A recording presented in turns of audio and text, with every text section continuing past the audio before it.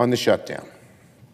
On day 14 of the Trump shutdown, I want to remind everybody why we're here in the first place.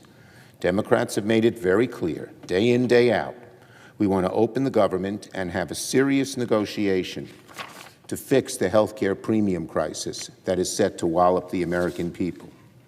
Nearly everyone agrees that looming ACA premium hikes is a devastating problem. The public knows it, we Democrats know it, the White House privately knows it, and even many Republicans here in Congress know it.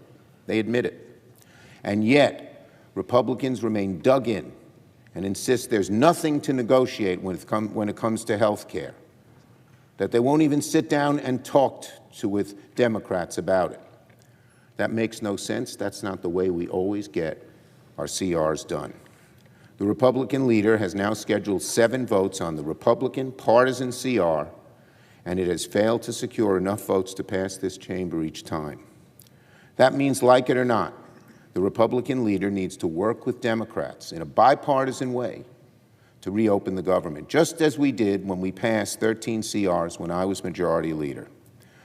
Last week, we saw what happens when Republicans choose to work with Democrats in a serious way. We passed the NDAA with the National Defense Bill, with a strong bipartisan vote.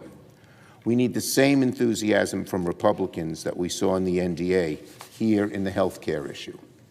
And of course, the biggest roadblock right now to reopening the government is the Speaker of the House. The Speaker has now kept Congress on vacation for 3 weeks. It's just incredible. Government workers must work without getting paid. House Republicans get paid without working. Johnson continues to insist there is nothing to negotiate. But I want to make one point very clear.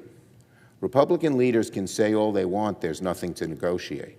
But if Republicans don't change course, then very soon 20 million Americans are going to face financial catastrophe when their health care premiums go through the roof. And many more Americans will face it than the 20 million, but 20 million are right on the front lines here because of the ACA. That is reality Republicans can't make disappear by just digging in. The ACA premium crisis is not a fix-it-later issue, but rather a fix-it-now issue, because open enrollment starts in less than a month.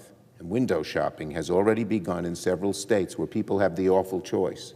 Should I go without health care altogether with my family? What if my kid or my spouse or myself gets sick?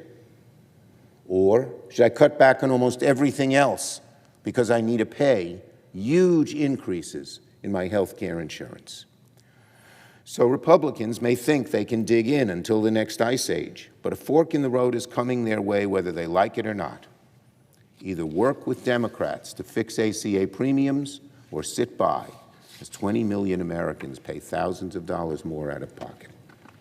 If Republicans remain dug in, the American people will hold them responsible for rising health care costs. If Republicans do nothing, then they will be the ones triggering a massive health care panic that will be felt from coast to coast. This is a non-negotiable fact. Democrats want to avoid reaching that point. We want to work in a serious way with our Republican colleagues and with President Trump to diffuse this health care crisis before it starts. But we're running out of time.